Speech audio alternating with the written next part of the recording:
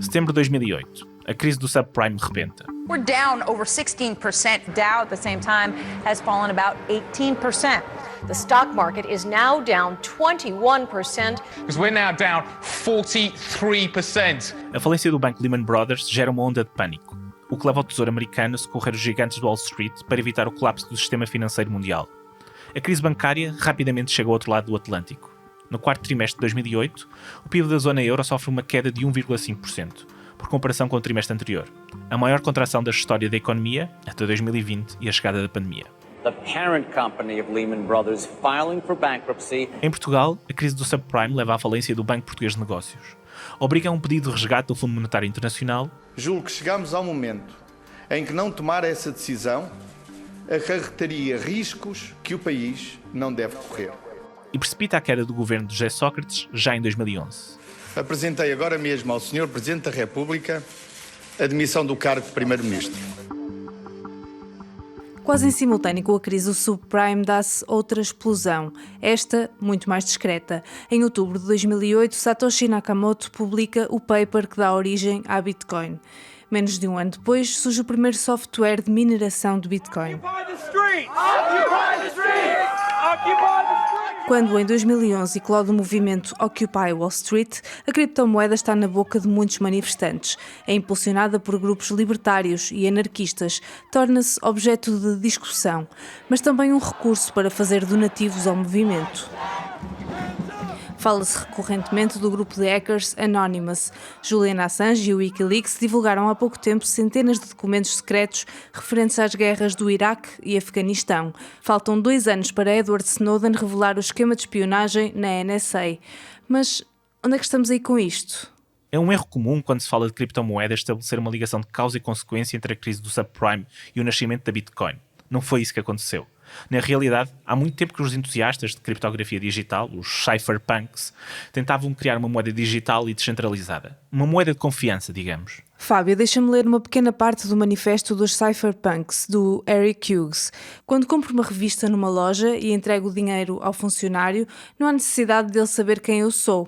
Quando a minha identidade é revelada pelo mecanismo subjacente da transação, não tenho privacidade. Portanto, a privacidade, numa sociedade aberta, requer sistemas de transações anónimas. Até agora, o dinheiro foi o principal sistema. O manifesto foi publicado em 1993, 15 anos antes da publicação do paper de Nakamoto. Mas isto não soa a criptomoedas? A criptomoedas e a falta de confiança no sistema financeiro. Quando Satoshi Nakamoto ainda não se tinha evaporado da internet, ele chegou a defender numa publicação, e cito, que o problema raiz de uma moeda convencional é toda a confiança que é necessária para que funcione.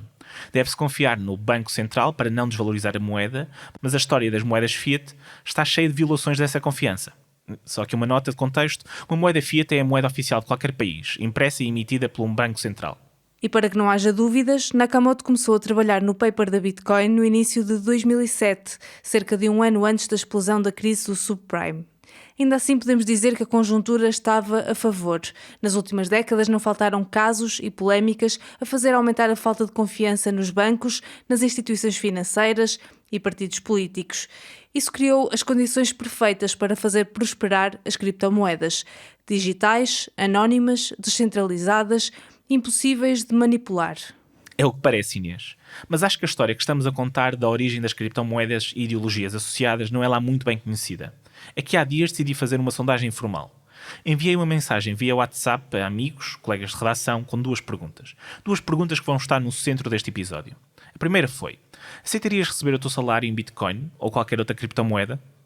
Não, eu não aceitaria receber o meu salário em bitcoins ou em qualquer outra criptomoeda. Em primeiro lugar, porque não acredito que seja, pelo menos para já, sustentável, na medida em que eu não conseguiria pagar as minhas despesas, e aqui refiro-me à água, luz, propinas, por exemplo, uma ida ao supermercado, um restaurante, um hotel com criptomoedas. Eu acho que neste momento ainda não. por várias razões. Primeiro, porque nós ainda não temos muitas opções onde possamos utilizar as criptomoedas e para pagar certas situações, para pagar rendas, para pagar contas, seria um bocado volátil a transição para os euros. Acho que não seria muito prático. No futuro, se calhar, se tornar uma moeda mais corrente, acredito que poderá ser uma opção. Bom, eu sou uma pessoa muito conservadora e muito desconfiada de novas tecnologias, sobretudo coisas que são completamente virtuais e, portanto, eu não veria nada com bons olhos ser pago em criptomoedas.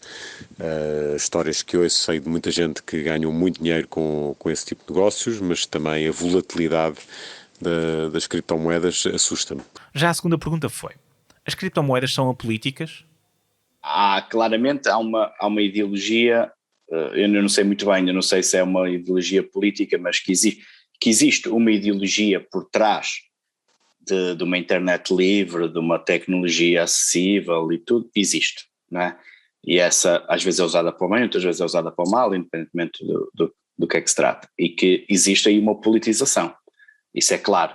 Eu acredito que a intenção é que sim, que sejam, portanto, uma moeda sem Estado e nesse sentido a política.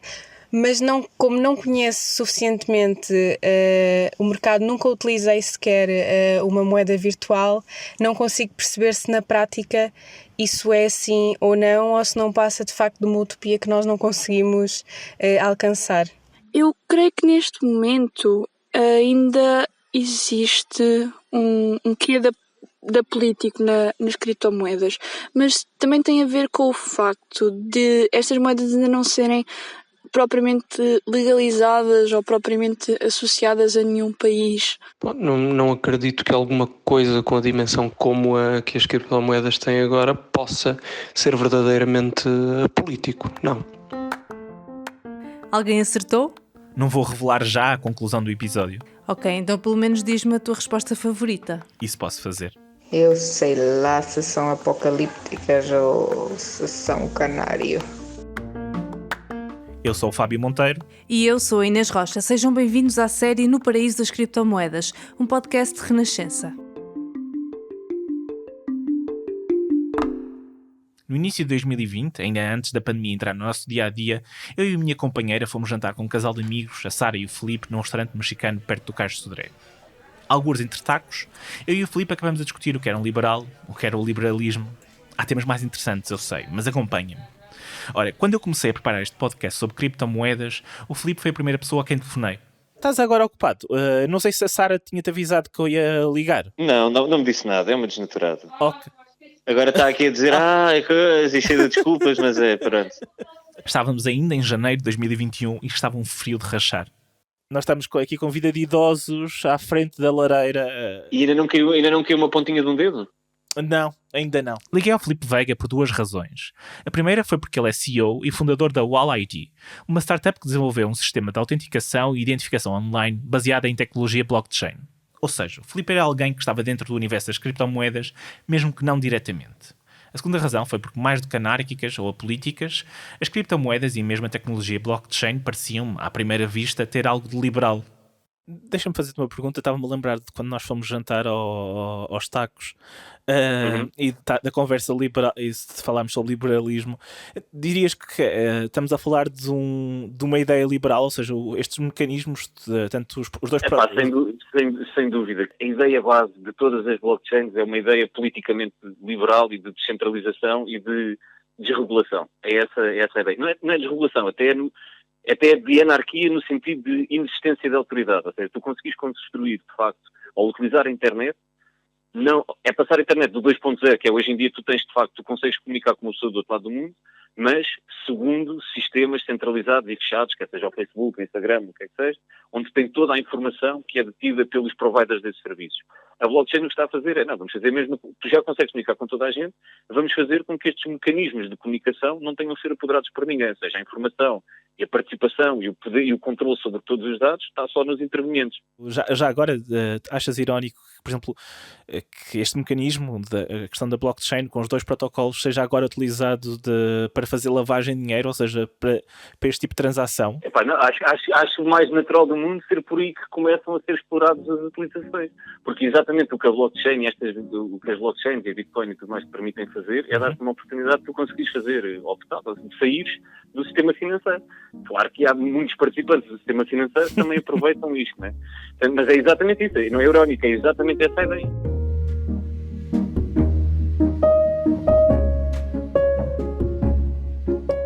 Filipe, escusado será dizer, identifica-se como liberal. Mas para explorar as afeições políticas das criptomoedas, precisava de conversar com alguém que, além de entusiasta, tivesse estudado o tema a fundo. Encontrei essa pessoa no Brasil, o investigador Edmilson Paraná. Em 2020, o professor de Ciência Política da Universidade do Ceará publicou o livro Bitcoin, a utopia tecnocrática do dinheiro político. Edmilson, como é que tu descreverias as pessoas que se interessam por finanças digitalizadas e Bitcoin? Se tivesses que fazer um retrato. São pessoas jovens que circulam no universo da inovação informacional, das startups, dos novos negócios digitais, e que têm uma desconfiança profunda das instituições políticas democráticas modernas, particularmente o papel do Estado na gestão e na regulação da vida econômica. Eu diria que tendem a serem pessoas com ao menos uma simpatia para o campo liberal, mas que, ao mesmo tempo, querem se engajar em práticas transformadoras, revolucionárias, que alterem o status quo, compreendido por essas pessoas como um status quo em crise, decaído, apodrecido. Um sistema financeiro que acreditam ser tão podre ao ponto que as tradicionais moedas fiat deixem de ser utilizadas. E um sistema que parece estar a deixar cada vez mais pessoas menos tolerantes. Não por acaso, no ano passado, quando lançou o livro sobre Bitcoin, Edmilson foi alvo de uma campanha de ataques nas redes sociais. O que aconteceu foi que, assim que eu lancei o livro, aqueles mais engajados na comunidade de defensores do Bitcoin, que não por acaso, à luz dessas afinidades que eu acabei de descrever, são os anarcocapitalistas, começaram a me ridicularizar, me atacar, bem ao gosto do bullying cibernético que a gente está vendo se tornar moda, né? Foi um fenômeno curioso, mas não imprevisto para mim. Eu imaginei que isso pudesse acontecer. Isso que a gente está dizendo aqui não só fere algumas sensibilidades políticas, como também ataca interesses econômicos, né? Isso precisa ser dito. Quer dizer, hoje há todo um ecossistema de agentes que estão engajados nesse mercado que lucram diretamente com isso. E todo interesse em atrair mais pessoas para esse ambiente de negociação. No livro, o investigador brasileiro chama a Bitcoin de o filho rebelde do neoliberalismo. É como se o neoliberalismo, o mainstream neoliberal, as instituições políticas, sociais e econômicas, como se a partir de 2008 essas instituições começassem a entrar em crise, mas, curiosamente, ao invés dessa crise ensejar um conjunto de posições que são tradicionalmente mais identificadas com a esquerda política e econômica, a regulação social da economia, o controle regulacional, isso passa a ser reivindicado numa chave mais liberal, anarcocapitalista, de mercado, numa exigência de radicalização dos preceitos neoliberais que se tornaram dominantes nas últimas décadas. Estou aqui a detectar uma ironia e uma ligação às crises financeiras dos últimos 20 anos? Bingo, Inês. Então, com a crise de 2008 e esse tensionamento progressivo da vida política e econômica, foi aparecendo, particularmente para a juventude, que todos esses políticos eram indiferenciados, né? Que toda essa classe política, na sua ligação espúria com a classe econômica, era fundamentalmente indiferenciada, né? E aí aparece uma postura anti-mainstream, que se diz, né, caminhar para além da esquerda e da direita política, mas que no limite reforça um conjunto de postulados, de pressupostos que, em última medida, radicalizam, né, as proposições neoliberais. No Parlamento português, desde 2019, há um partido assumidamente com uma agenda liberal. Aliás, tem liberal no nome. Do programa político da Iniciativa Liberal, na secção sobre como criar uma economia competitiva e com oportunidades, consta o objetivo de enquadrar juridicamente as criptomoedas. Mas esta é a única menção a criptomoedas em todo o documento. Pedimos à Iniciativa Liberal uma oportunidade para conversar com o deputado João Coutrinho Figueiredo ou outra pessoa do partido que estivesse a par do tema das criptomoedas, mas sem sucesso. Desde que chegou ao Parlamento há 2 anos, não é conhecida nenhuma posição pública de Coutrinho Figueiredo relativa às criptomoedas. Em Portugal, parece que os liberais não agitam tanto a bandeira das criptomoedas como a franja que Edmilson descreve. Mas para perceber a lógica por detrás das criptomoedas, é preciso falar também de economia, em particular do pensamento de 2 economistas, cujos trabalhos serviram de inspiração para a criação da Bitcoin. O primeiro é Milton Friedman, economista que defende a ideia que qualquer emissão monetária é diretamente inflacionária, portanto a única forma de evitar a inflação é controlar ou, no limite, retirar o poder do Estado de emitir moeda. O segundo é o austríaco Friedrich von Hayek, que defende o dinheiro sem Estado. A ideia é que as moedas devem ser privadas e que os agentes devem competir no mercado pelas formas mais eficientes de moeda. Onde é que estas ideias transparecem, por exemplo, na Bitcoin? Bem, por determinação de Satoshi Nakamoto, só existem 21 milhões de bitcoins, ou seja, há teto máximo. Não é possível emitir mais do que esse número, algo que agradaria a Friedman. E também agradaria a Hayek, porque as criptomoedas não pertencem a um Estado, são privadas, descentralizadas e o mercado compete por elas, o que leva a flutuações de preço. Sobre estas teorias, Edmilson não tem meias palavras. E tentando apresentar de uma maneira muito resumida o que são essas ideias econômicas, é basicamente uma ideia equivocada sobre o que é o dinheiro na economia capitalista. É importante explicar aqui uma coisa. O dinheiro é uma construção social, não é uma coisa natural ou biológica. O papel que trazemos na carteira, que diz que vale 50 euros, vale isso porque em sociedade aceitamos que assim seja. É mais prático ter uma nota de 50 euros que 10 sacos de batatas para troca. A nota de 50 euros pode ser trocada por uma torradeira, por exemplo, porque a loja que vende a torradeira também acredita que aquele papel tem valor e pode recuperar o valor que gastou a comprá-la à fábrica. Alguns entusiastas de criptomoedas fazem questão de lembrar muitas vezes esta ideia de que o dinheiro é uma construção social. E têm razão, mas o dinheiro também é mais do que um instrumento de troca. O dinheiro, para esses autores, é um mero véu, é um mero lubrificante da troca. Ele é neutro, ele é exógeno, ou seja, ele é uma mercadoria como todas as outras, uma tecnologia, em suma, caso se queira, que foi criada historicamente para facilitar a troca entre as coisas. Ocorre que o dinheiro não é isso apenas, né? O dinheiro ele é o mecanismo geral de representação de toda forma de riqueza na nossa sociedade. Um exemplo. Se eu disser que alguém com 200 bitcoins tem mais poder social que eu, que não tenho nenhuma, não estou a mentir.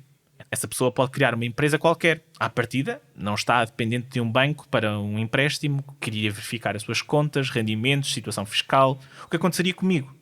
Com esse dinheiro, essa pessoa pode criar 50 postos de trabalho, passar a ser um elemento central numa economia local e pode influenciar, condicionar esses trabalhadores a apoiar determinado candidato autárquico. Ou o candidato autárquico pode não querer chatear o empresário, com medo que ele leve a empresa do município. Tudo isto é oleado pelo dinheiro, apesar de não existirem trocas de bens pelo meio. O dinheiro, ele dá ao seu portador um poder social.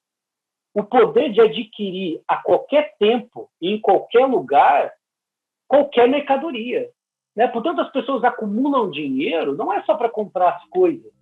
Elas acumulam dinheiro na nossa sociedade porque acumular dinheiro está intimamente vinculado, nessa forma de organização da vida coletiva, a acumular poder. Portanto, dinheiro é poder social. Fábio, parece que a tua primeira intuição não estava totalmente errada. A Bitcoin não é política e tem efetivamente ligações à ideologia liberal. Sim, parece que sim, mas o mais justo é dizer que a minha intuição inicial era também simplista. A questão que o Edmilson levantou de o dinheiro ser poder social acho que é muito importante e não foi uma das primeiras coisas que me passou pela cabeça. Pois, mas o Edmilson é um cientista político. Um economista concordará com a interpretação dele? Bem, o economista com quem conversei diria que consegue ser ainda mais cético ao falar de criptomoedas. Aquilo não é moeda. Aquilo é uma coisa onde as pessoas gastam dinheiro no pressuposto de que outros iriam de comprar algo melhor que podem trocar aquilo por outra coisa. Não é moeda, porque a moeda tem determinadas funções que aquilo não cumpre. João Duque é economista e professor universitário do ISEG em Lisboa. E como dá para perceber, não é fã de bitcoins. Talvez esteja cansado de se repetir. De há uns tempos para cá, conta, tornou-se hábito em conferências aparecer sempre alguém a defender as criptomoedas e a discursar contra os bancos. Mais recentemente é que tem havido estas intervenções. E eu converso sempre a mim. As pessoas têm uma visão que eu acho que é muito simples, muito naiva, não pensam nas consequências das ações ou das posições que estão tomadas. Para o economista, é estranho que as pessoas esqueçam-se que as criptomoedas escapam totalmente ao poder regulatório. Consigam ter mais confiança num sistema privado do que um público e ligado ao Estado. E por muito, as pessoas podem dizer o que quiserem sobre os bancos, sobre o balanço, isto e aquilo. Mas é assim. Há supervisores financeiros, há reguladores. Estes reguladores têm uma função, acompanham as instituições, penalizam-nas. E estes reguladores são nomeados, às vezes votados, não sei o quê, sob algum escrutínio político. Portanto, nós, cidadãos, temos eleições, os países democráticos têm eleições, estas autoridades têm depois, de alguma forma, uma capacidade para empoderar, dar poder a estes reguladores. Aqui não. Dizem, mas está na mão de quem? Mas está na mão de todos. Não está na mão de todos. Está na mão de alguns. Está na mão dos que têm aquilo. Ou dos que estão os computadores. João Duque lembra ainda. Aqueles que veem nas criptomoedas uma forma de acabar com o sistema não percebem que acabar com o sistema é ceder o poder financeiro a uma entidade anónima. Eu uma vez numa conferência disse assim, porque o tipo de intervenções muito favoráveis, este tipo de coisas e tal, era de pessoas assim um bocado extrema-esquerda, uma certa antipatia ao sistema bancário, que consideram um símbolo do capitalismo e tal. Eu perguntei, eu não sei se as pessoas sabem bem onde é que querem meter o dinheiro e o poder de criação da moeda. Então, quer dizer, vocês acham bem que umas pessoas que vocês não sabem, mas que são capitalistas, estão podres de ricos, que são os donos do Facebook, da Farfetch, não sei o que mais, esses gajos podem criar a moeda e vocês adoram uma moeda. Mas quando é uma moeda criada por um sistema que é de todos nós, esses aí são maus. O que são bons? São meia dúzia de piratas capitalistas podres de ricos, que vocês nem sequer conhecem, que não têm cara. Esses aí é que são bons. Desculpem lá. Eu estou a ver o filme totalmente ao contrário. Eu quero uma moeda em que eu, apesar de ter uma milionésima parte de poder, tenho algum poder. Apesar do Banco Central Europeu já andar a explorar o universo das criptomoedas, o futuro não deve passar por aí. Afinal, estamos a falar de uma moeda hipervolátil. É pouco prática para comprar bens ou pagar salários. Repare, você, se recebesse o seu salário em bitcoins, você podia não comer 20 dias do mês. No mês seguinte comprava um apartamento. Mas quer dizer, isto não é possível. Não é possível. Você não consegue viver sem saber se amanhã pode comer ou não pode comer. Quer dizer, qualquer pessoa normal percebe que uma moeda não pode ser altamente instável. Quando elas são muito instáveis, não valem nada. É sempre no mesmo sentido. Ninguém quer aquilo. Em 2018, o antigo governador do Banco de Portugal, Carlos Costa, afirmou que as criptomoedas eram ativos, não uma moeda. Uma visão com que o economista João Duque concorda. Perguntei-lhe então o que vai acontecer no futuro a esses ativos. Estas criptoassets ficam por aí. Isto é como o jogo das cadeiras, não é? O último, fica com ela. Pronto, fica em pé. Se o economista estiver certo, é uma questão de tempo até muita gente perder dinheiro. Por iniciativa própria, há algum tempo, João Duque fez um estudo relativo à flutuação dos preços das criptomoedas nos últimos 7 anos. E chegou à conclusão que a única razão para o preço subir ou descer tem a ver com o fluxo de interessados. Ou seja, há uma espécie de costela de esquema piramidal na flutuação dos preços das criptomoedas. Estive a estudar como é que elas se comportavam em termos de correlação umas com as outras. 6 meses, de uns 5 anos. E o que eu verifiquei foi o seguinte.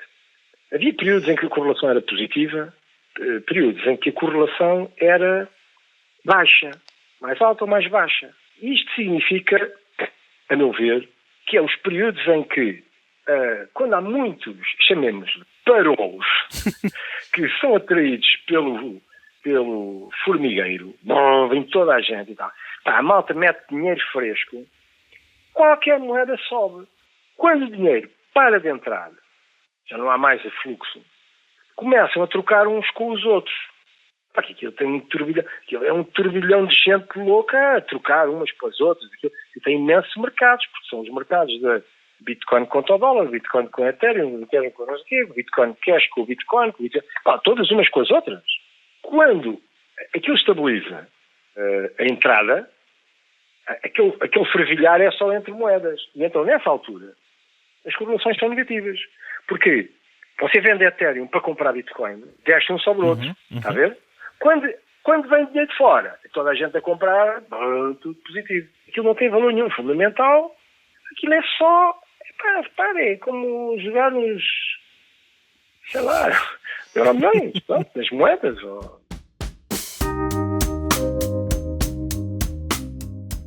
Fábio, depois de ouvirem o Ed Milson e o João Duque, acho que muitos ouvintes vão ficar com a sensação de que as criptomoedas são uma ratoeira e que não têm salvação. O retrato que os dois especialistas pintam não é positivo, isso é certo, mas não é definitivo ou total. Então? Bem, se há dúvidas que as criptomoedas possam ser fiáveis devido à carga ideológica que têm e à forma como são construídas para instigar a competição, a tecnologia blockchain pode ter outros fins. Até o economista João Duque concorda neste ponto. Uma coisa é uma peça de digital, encriptada, onde você vai acumulando informação. Ok, acho que tem interesse do ponto de vista tecnológico, acho que é interessante. Agora, como moeda, não. Como já vimos noutros episódios, a tecnologia blockchain pode ser usada para muitas outras coisas, além de trocar criptomoedas. A partir do momento em que tokenizamos algo, transformamos algo físico num pedaço de código que pode correr numa blockchain, as possibilidades são ilimitadas. A tecnologia pode ser usada para digitalizar de forma segura processos que impliquem muitos intermediários, como um processo eleitoral, por exemplo, para armazenar e enviar com segurança dados pessoais sensíveis, entre muitas outras coisas. Após alguma investigação, encontrei um exemplo de quem já usa a tecnologia blockchain for good, para fazer o bem. Nós na Gaia Education nós percebemos muito bem, e temos isto muito claro, que são os dois níveis atuais das cryptocurrencies. Temos a especulação, que é grande, é forte no mercado, se calhar é o que atrai mais pessoas, e temos depois realmente o valor ético e o que pode trazer de bom para a sociedade, ou seja, separando um bocadinho da parte, não tem necessariamente de se ter uma relação com as criptomoedas, mas o protocolo blockchain, que depois tem a ligação direta às criptomoedas, tem essa parte mais, digamos, mais social. Estamos a ouvir Pedro Pedrosa, diretor de operações da Gaia Education, uma organização não governamental de educação e desenvolvimento sustentável com sede na Escócia.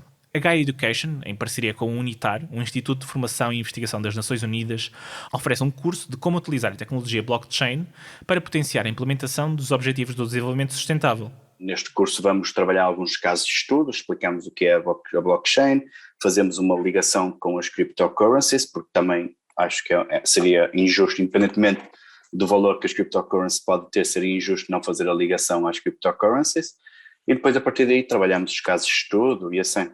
A tecnologia blockchain pode ser utilizada para aumentar a transparência das cadeias de produção, facilitar o acesso a bases de dados. Um dos exemplos que Pedro dá é o cadastro de terrenos na Estónia. Desde que a plataforma eLand Registry foi lançada, mais de 1 milhão de terrenos foi registado com sucesso, sem os dados ficarem propriamente nas mãos do Estado. A base de dados dos terrenos naquele país já são em blockchain, ou seja, já é um processo, porque, por exemplo, nós aqui em Portugal não conseguimos ter uma boa base de dados dos terrenos, não é? As escrituras públicas estão em atraso, muitas delas não estão atualizadas, e então implementaram isto também para não ser um processo centralizado, ser um processo mais fácil de localizar quem é que é o atual dono, quem é que foi o dono anterior, se houver eventuais trocas comerciais, facilita essas trocas comerciais, neste caso nos terrenos. Fábio, aquilo que o Pedro disse sobre os terrenos em Portugal fez-me lembrar a conversa que tive com o Ricardo Sousa da 121 para o primeiro episódio desta série. Alguns na conversa, o Ricardo disse-me que apesar de ainda não terem fechado nenhum negócio com criptomoedas, o maior presente que a Bitcoin trouxe ao setor imobiliário foi exatamente a tecnologia que a faz funcionar. Portugal ainda não chegou ao nível da Estónia no registro de terrenos e imóveis em blockchain, mas lentamente os processos estão-se a digitalizar.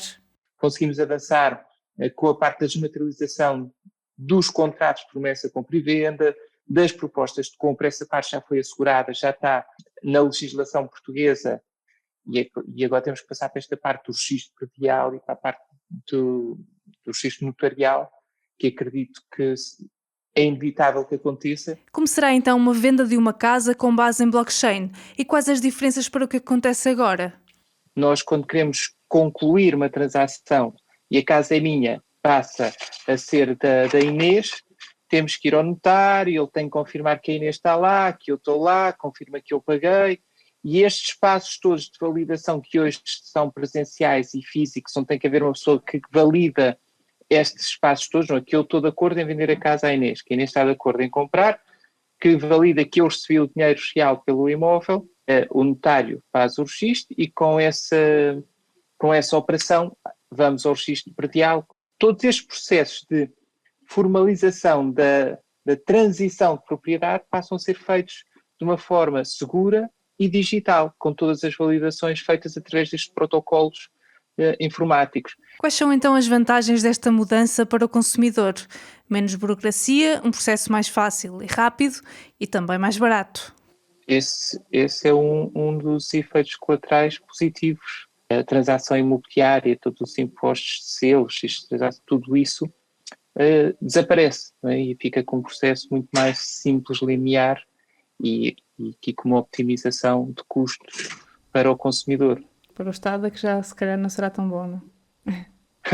Pode ser menos incentivo para avançar rápido.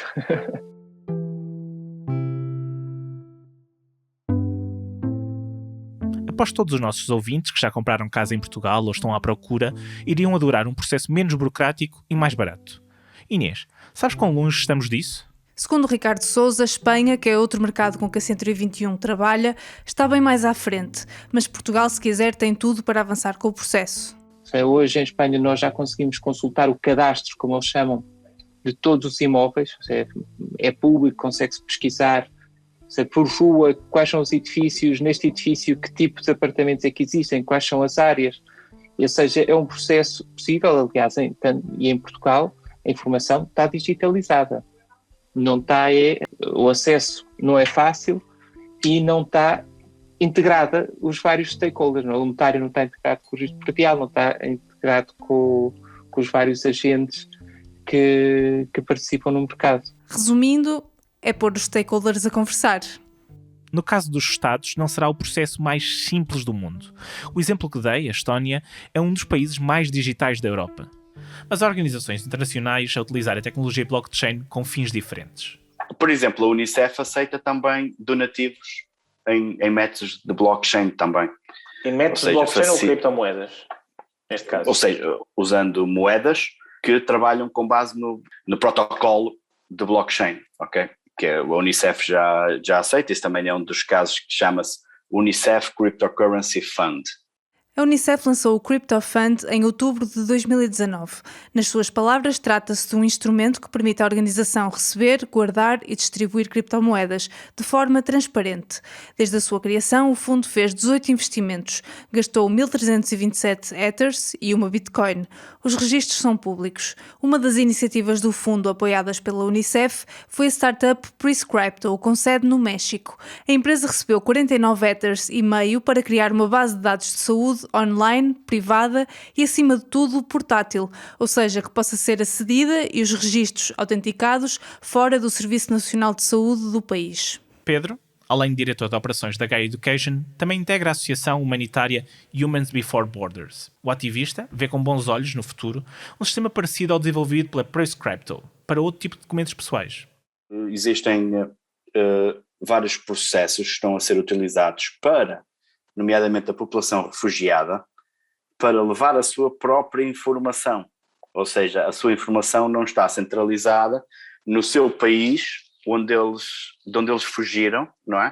De uma forma que eles possam levar com o seu percurso a sua própria informação. E nós hoje em dia sabemos que as pessoas que se estão a deslocar, a fugir não só da guerra, mas também a fugir das alterações climáticas, e assim essas pessoas passam por países, têm vários estágios, não é? Em diferentes pontos, e à medida que cada vez que tu paras, tu vais perdendo informação, ou perdes o passaporte, ou perdes um bilhete de saúde, um papel de saúde, ou perdes se calhar um historial médico que tu tinhas, e então esta forma de, também a blockchain pode ser usada e já está a ser experimentada nesse sentido. A blockchain está ainda a ser testada em outros universos por algumas ONGs. Uma das ideias mais originais passa por utilizar essa tecnologia para criar moedas, mas não bem criptomoedas, moedas locais. Uma das coisas que nós falamos bastante na dimensão económica é a possibilidade de moedas locais, por exemplo, para potenciar a economia local. E aqui poderíamos trazer o blockchain, não tem necessariamente que ser uma cryptocurrency no sentido digital, não é? Mas podemos usar o protocolo blockchain para uma moeda local, por exemplo. Há muitos países que não permitem a criação de uma moeda local. Penso que Portugal é um deles. Mas existem países onde isto acontece. Regularmente, por exemplo, o Brasil é possível tu criares uma moeda local, tu comercializares dentro do teu bairro, dentro da tua comunidade com aquela moeda local. E se conseguires usar, dependendo também da dimensão, não é? Se tens um bairro demasiado grande com milhares de pessoas, uma comunidade com milhares de pessoas, de facto vais precisar de um sistema para evitar fraude, para aumentar a transparência, para evitar roubos, para evitar enganos, vais precisar disso, e a blockchain entra aí perfeitamente.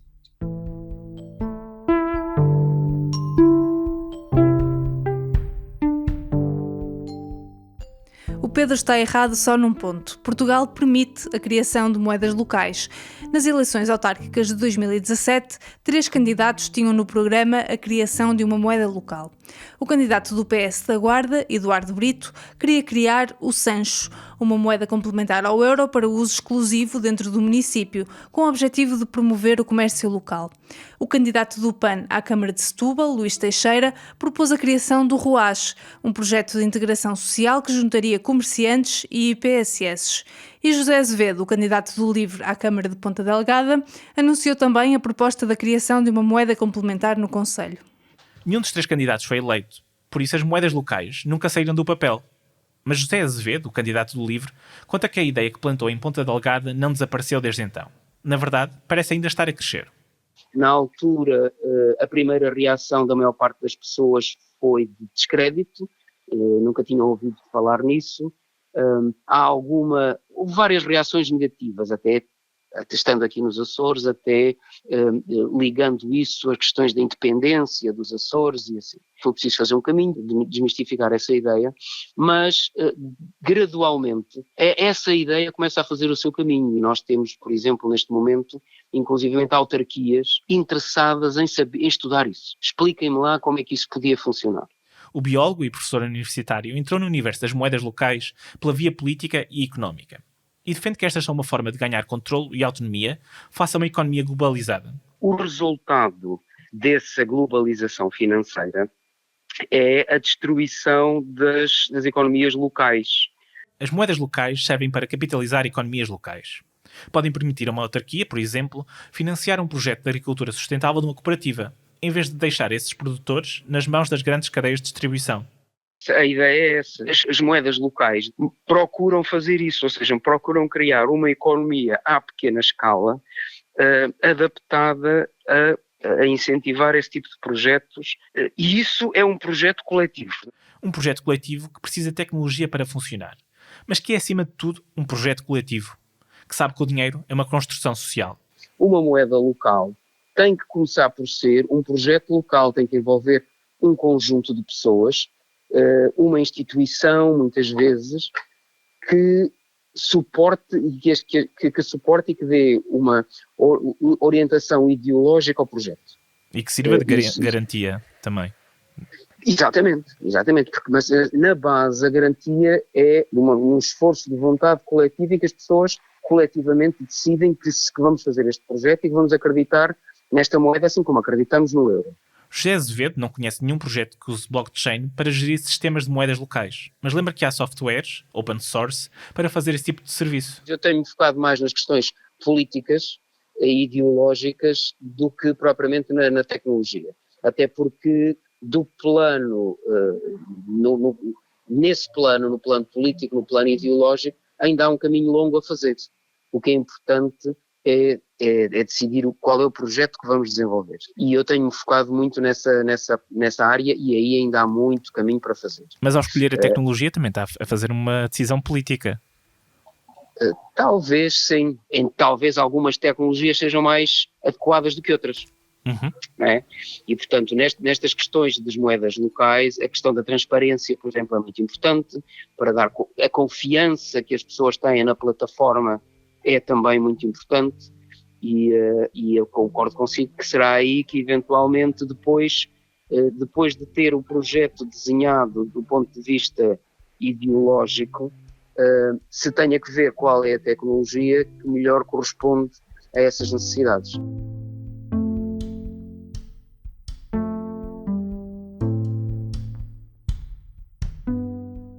Este episódio foi escrito e produzido pela Inês Rocha e por mim, Fábio Monteiro.